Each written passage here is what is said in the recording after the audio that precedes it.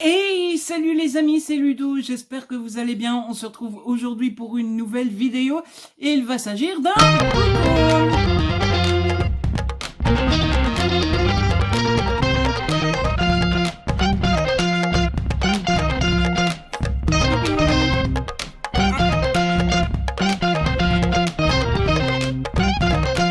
En effet, vous le savez, je rattrape mon retard en ce moment sur la chaîne. Vous avez déjà eu pas mal de book hauls. J'espère que ça ne vous lasse pas de trop. Mais ça y est, on est à jour. Le retard est rattrapé puisque nous sommes le 3 mai et je vous tourne le book haul du mois d'avril. Donc petit à petit, l'oiseau fait son nid. Petit à petit, je rattrape mon retard et petit à petit, vous devriez avoir moins de book hauls sur la chaîne. Et donc, c'est plutôt pas mal, n'est-ce pas? C'est chouette de rattraper son retard de la sorte. D'autant plus que ce book haul ne devrait pas être trop important, trop grand, trop énorme. La vidéo ne va pas durer 1 heure, normalement, si tout va bien, si je ne dis pas trop de bêtises, puisque, eh bien, ce book haul est quand même bien plus sage que les précédents. J'ai été très sage niveau service presse. Bon, je vais pas vous refaire le discours comme d'habitude. J'en ai demandé très peu et puis on me répond de plus en plus souvent non. Et puis, par contre, j'ai été légèrement moins sage niveau achat personnel. Il y a quelques achats. C'est pas non plus... J'ai pas fait péter le PEL non plus, mais on a fait quelques achats. C'est pas très sérieux, mais... Donc voilà. Bon, on va commencer comme d'habitude avec les services presse. J'en ai reçu 5, comme je vous disais. Je ne sais plus si je vous le disais, mais je vous le dis, j'en ai reçu 5. Oh, je tourne cette vidéo après avoir passé une mauvaise nuit et... Voilà, ça doit être un régal pour vous quand vous regardez une vidéo où j'ai mal dormi parce que je pars dans tous les sens. Bref, c'est pas grave. J'ai reçu 5 services presse. Il y en a un, je suis pas sûr que ça soit considéré comme un service presse, je vous expliquerai juste après. Et les 4 premiers, eh bien, viennent de la même maison d'édition qui m'a régalé. Ce sont les éditions PKJ. Tout d'abord, j'ai reçu le Dimili, Did I Mention I Love You? De Estelle Mascam, c'est aux éditions PKJ. J'ai peur que la lumière vous dérange. Je sais pas. J'allais dire dites-moi, mais vous pouvez pas me dire puisque vous n'êtes pas là. Mais bon, bref, je l'avais déjà lu à l'époque de sa sortie en grand format, qui était il y a déjà un bon moment, il me semble maintenant. J'avais beaucoup aimé à l'époque. Je les ai pas à la maison. Je les avais empruntés à la bibliothèque.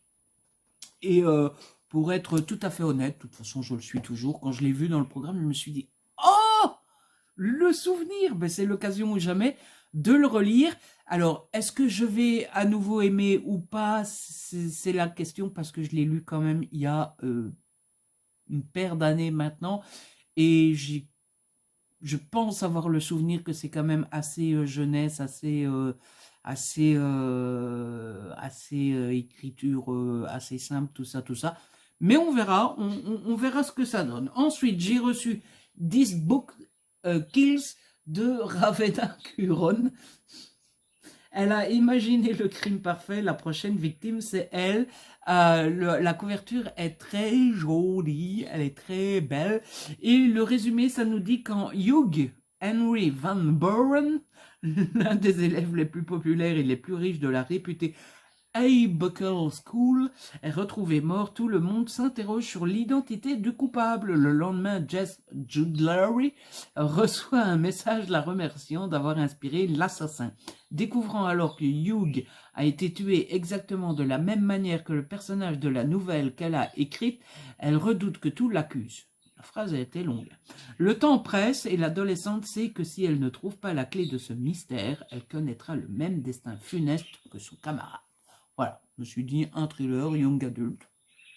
Ça passe ou ça casse. En général, soit c'est super bien fait, soit on n'y croit pas une seconde. On verra ce que ça donne à la lecture. Ensuite, celui-là, il me fait tellement plaisir. J'étais trop content de le recevoir. J'ai reçu Dragon Assassin, le tome 2 sans Royal. C'est de Arthur Slade. C'est aux éditions PKJ. J'avais lu le tome 1. J'avais adoré. Ça avait été un énorme coup de cœur. Donc, autant vous dire que quand j'ai vu le tome 2 dans le programme, j'étais tout comme ça. J'étais en mode, ouh, ça y est, ça y est, ça y est. C'est la suite, c'est la suite, c'est la suite. S'il vous plaît, PKG, je peux l'avoir, je peux l'avoir, je peux l'avoir, je peux l'avoir, s'il vous plaît, s'il vous plaît, s'il vous plaît. Et je l'ai eu. Trop cool.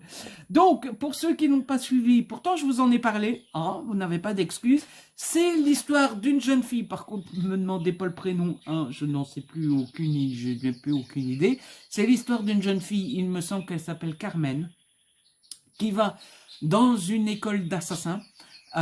Sauf que Carmen est mal barrée parce qu'elle a un œil en moins par rapport aux autres élèves assassins et elle va découvrir, enfin, elle va faire la rencontre d'un dragon. Voilà.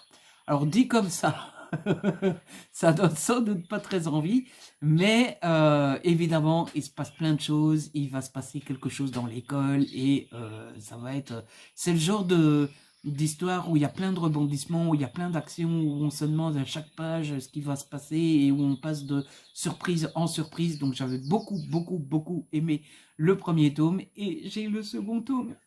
C'est trop cool. Et ensuite, j'ai reçu une nouvelle saga, j'ai reçu Bridget. Alors, c'est pas Bridget. L'écriture est assez mal faite. Hein. C'est Bridget? Non, c'est Bridgel. Hein. Bridgel van der Puff et la grande évasion pâtissière.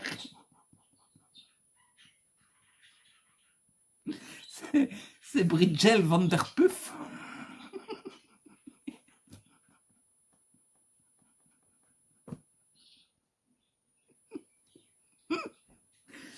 Et la grande évasion pâtissière, c'est de Martin Stewart et c'est aux éditions PKJ. Donc, une couverture très belle, rose bonbon comme ça, très jolie.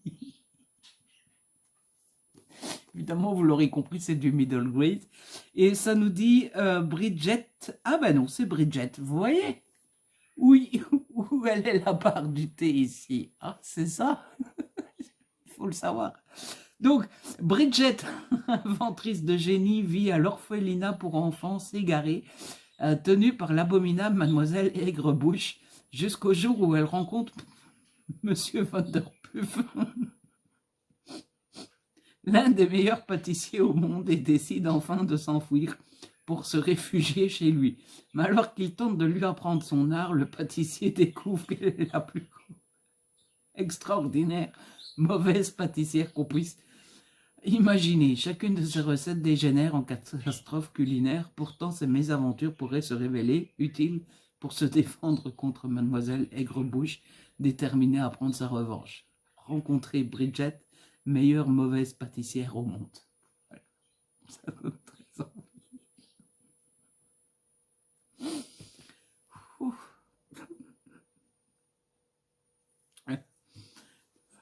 Après, je vais aller dormir.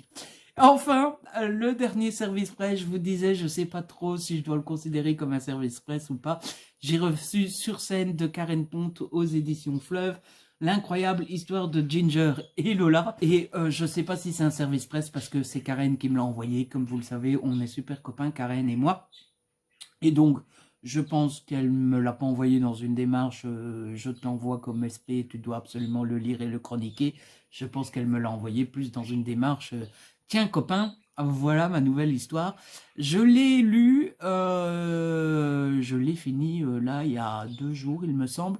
J'ai beaucoup aimé, c'est l'histoire de Ginger qui va découvrir qu'elle a une maladie, un cancer, et elle décide de, plutôt que de perdre son temps à essayer de guérir sans aucune certitude de guérison, de partir aux États-Unis, plus précisément à New York, à Broadway, et de réaliser son rêve de jeune fille, de jeune adolescente, qui est de chanter sur scène à Broadway.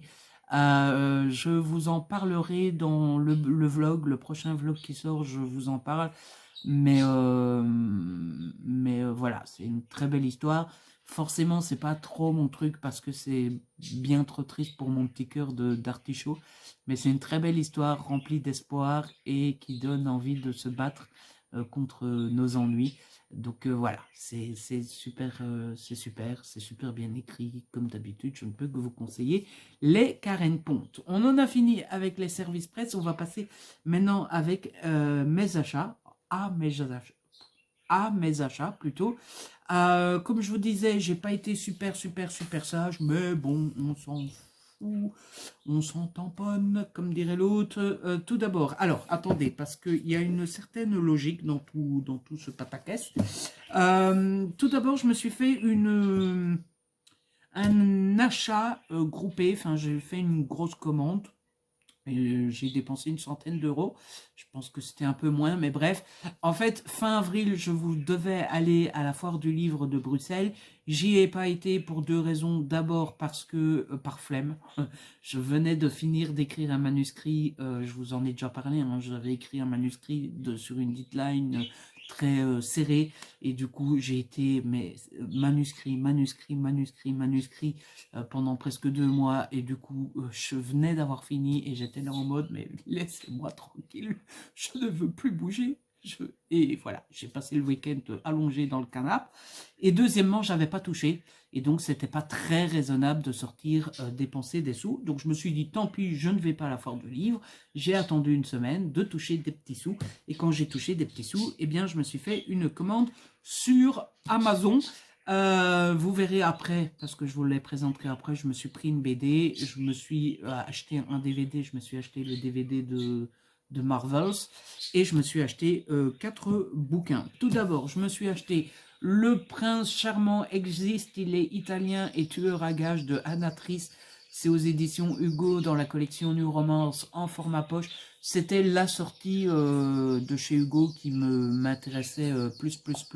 Enfin, une des deux sorties, vous allez voir, qui m'intéressait plus chez Hugo New Romance le mois passé. Oh, il est mis public averti. Donc, moi, c'est Robin, jeune mère célibataire au langage fleuri, maladroite et tatouée. Le seul prince charmant auquel je crois est le héros du conte que je lis à ma fille tous les soirs. Mon ex a failli me démolir, et jamais plus je ne laisserai un homme me briser. Ma princesse et moi, c'est nous deux contre le reste du monde. Donc je ne succomberai pas aux beaux yeux turquoises du grand ténébreux solitaire qui s'est installé dans l'appart juste en face de chez moi. Je ne me vautrerai pas à ses pieds en me demandant si je n'ai pas oublié d'enfiler une culotte sous ma robe, et bien sûr je ne le frapperai pas au visage avec une courgette génétiquement modifiée. N'empêche, le mystère qui auréole ce superbe spécimen italien m'attire irrésistiblement. Fait semblant de rien que... Hein, même si la plupart du temps il reste de marbre en ma présence. Voilà, ça m'a donné envie, on verra ce que ça donne. À mon avis, ça risque d'être une romance un petit peu érotique. Un tout petit peu. Ensuite, forcément, l'achat indispensable. Je me suis acheté ce que je pense être le tome 6 de la saga Percy Jackson. Je vous l'ai déjà expliqué, réexpliqué, j'adore la saga Percy Jackson. Albin Michel, dans la collection Wiz, a décidé de rééditer les 5 premiers tomes avec de nouvelles couvertures et avec des dos sublimissimes.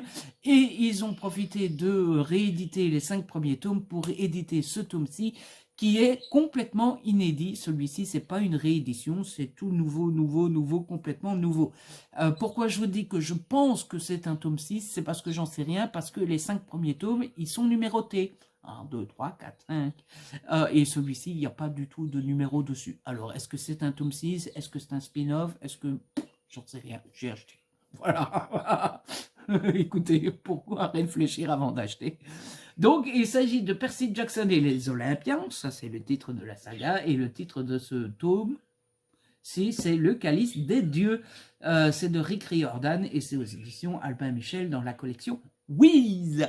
Donc voilà, si jamais vous vous y connaissez en Percy Jackson, en Rick Riordan, en la saga Percy Jackson et les Olympiens, et que vous savez si c'est un spin-off ou un tome 6, eh bien n'hésitez pas à me le dire en commentaire, parce que moi j'en ai aucune idée. Il est assez court, il fait 285 pages, et si vous vous demandez mais pourquoi Ludo tu ne lis pas le résumé pour savoir si c'est un tome 6 ou un spin-off, eh bien parce que c'est le seul que j'ai pas encore lu, et donc forcément j'ai envie de lire les 5 premiers et de me lancer dans celui-ci sans rien en savoir, parce que j'ai pas envie de me gâcher la surprise du seul tome que je n'ai pas encore lu.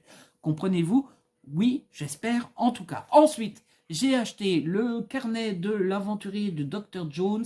C'est de François Rey, c'est aux éditions Inis. Artefacts, personnages, lieux, tous les secrets de la saga Indiana Jones. C'est un beau livre que j'avais hâte d'acheter dès que je l'ai découvert. Et en fait, alors, j'ai pas lu grand-chose, hein, pour être tout à fait honnête avec vous. J'ai lu 20 pages, mais pour le moment, je regrette un peu de l'avoir acheté parce que, en fait, moi, je pensais que ça allait raconter la saga cinématographique et que ça allait nous expliquer comment les films ont été faits, comment les acteurs ont été choisis, tout ça, tout ça, tout ça, tout ça. Sauf que non, ça va en fait, ça analyse tout ce qui est dit dans chaque film. Et bon, voilà, je m'en tamponne un petit peu de. En fait, vous voyez, par exemple, dans le tome, enfin, dans le, dans le deuxième film, il est question de que Indiana Jones doit donner les cendres de l'empereur Nurachi à la pègre chinoise pour récupérer la pierre précieuse. Et du coup, ben, dans le livre, on a des pages sur l'empereur Nurashi et sur l'histoire de la Chine en 1800, même pas en 1920, etc., etc. Sauf que, pardonnez-moi l'expression, mais je m'en tamponne de l'empereur Nurachi et de la Chine dans les années 1920. Je m'en carre le coquillage. Alors, je vous le dis pas. Donc voilà, je me suis dit, j'ai déjà failli le vendre tout de suite. Après, je me suis dit, bon, Ludo, tu l'as quand même payé 20 balles. Tu n'as lu que 20 pages. Essaye quand même d'aller un petit peu plus loin. Mais voilà, si ça vous intéresse, vous, ben, surveillez mon Vinted parce que il se pourrait que le livre ne traîne pas à apparaître sur mon magasin, sur ma vitrine. Je pense que c'est une vitrine sur Vinted. Et enfin, dans cette commande, je me suis acheté Law of Love. C'est de Lou Marceau et Lindsay T.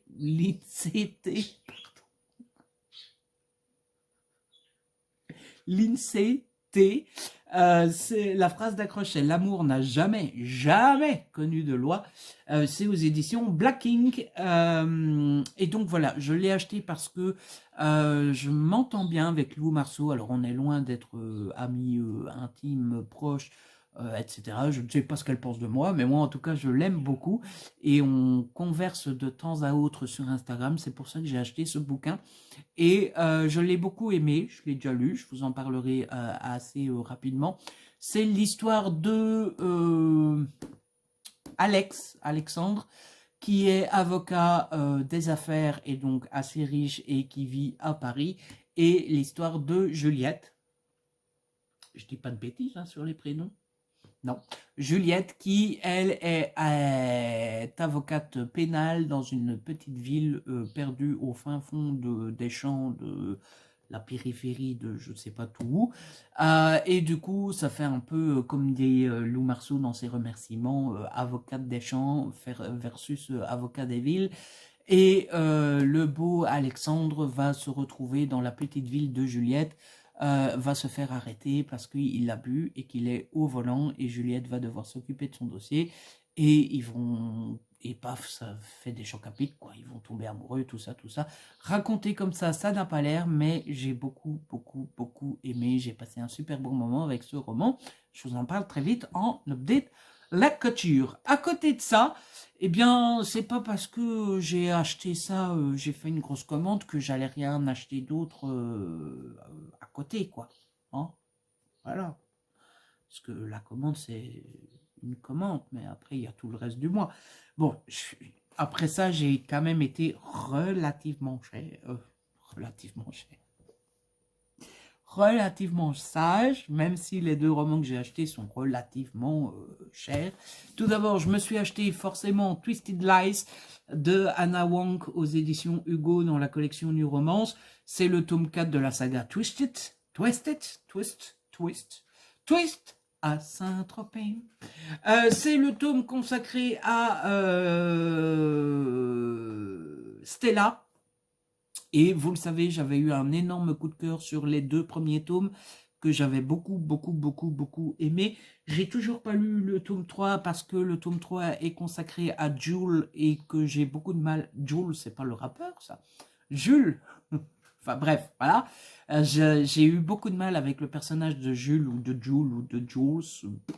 Bon, voilà, dans les 2 premiers tomes, et donc j'ai beaucoup de mal à me lancer dans le tome qui lui est consacré, peut-être à tort, sans doute à tort, mais voilà, je me suis acheté le tome 4, je me suis dit, allez, le fait d'avoir le tome 4 sous la main, ça va me motiver à lire le tome 3, on espère que ça sera le cas, et donc voilà, je me suis acheté un nouveau Hugo.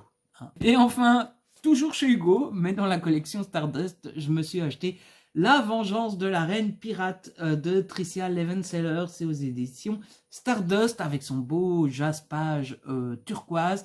J'avais beaucoup aimé le premier tome qui était je me souviens plus du tout des titres. C'était la Reine Pirate. Non, Enfin voilà, j'ai beaucoup aimé le premier tome. J'ai commencé le tome 2 et forcément j'ai vu que le tome 3 était sorti, je me suis dit allez, ils sont à 20 € et du coup je me suis dit 20 € si je le prends pas tout de suite, après je vais être trop radin, je vais plus avoir envie de l'acheter, donc je l'ai acheté directement et bah voilà, ça me donne qu'une envie, c'est de continuer le tome 2 et de pouvoir enchaîner sur ce tome 3. On en a fini avec les achats livres. On va passer aux BD. Cette fois-ci, je n'ai que 3 petites BD de rien du tout à vous présenter. C'est plutôt raisonnable, c'est plutôt sage, c'est plutôt bien, non? Tout d'abord, un comics que je me suis acheté d'occasion. Je me suis acheté Wonder Woman Legendary de Rand Dulles. C'est aux éditions Urban Links. C'est un beau petit bébé. Je l'ai trouvé chez Cash Converters. Donc à la base les BD comme ça sont à 14,50 €, là je l'ai eu à 8 €, et bah, c'est tant mieux parce que la collection Urban Links m'intéresse plutôt pas mal, j'ai toujours eu envie de les lire, mais bah, je les achète jamais. Et là, bah, le fait de tomber dessus à 8 € à la place de 15, je me suis dit, allez, pourquoi pas, c'est l'occasion ou jamais, et donc bah, je l'ai dans ma palle et je le lirai un jour ou l'autre. Voilà. Ensuite, la BD que je me suis acheté dans la commande avec tous les livres de tout à l'heure, je me suis acheté le tome 9 de la saga Frank, qui est cette fois-ci susnommé Apocalypse. C'est de Brice Cossu et Olivier Boquet, c'est aux éditions Dupuis. J'adore cette saga. Si vous la connaissez pas, c'est l'histoire de Frank, qui est un garçon de notre époque, qui va se retrouver, je vous laisse la surprise du comment et du pourquoi, dans la préhistoire, et forcément, eh bien, c'est un choc pour les deux côtés, puisque les hommes préhistoriques sont étonnés de voir ce gamin arriver, qui connaît la conjugaison, la grammaire, qui sait ce que c'est une pizza, le portable, etc., etc. Et de l'autre côté, bah pour Frank, forcément, se retrouver à la préhistoire, c'est pas facile. Et Frank va être adopté par les hommes préhistoriques. Et surtout, Frank va leur apprendre la grammaire, les consonnes, les voyelles, comment faire du feu, etc., etc. C'est très chouette. Je ne peux que vous conseiller cette saga. Et enfin, la dernière chose que j'ai à vous montrer, c'est une BD aussi, et c'est un cadeau. J'ai reçu Terror Island, une terrifiante aventure de Mickey Mouse. C'est de Alexis Nesmé, c'est aux éditions... Enfin, c'est...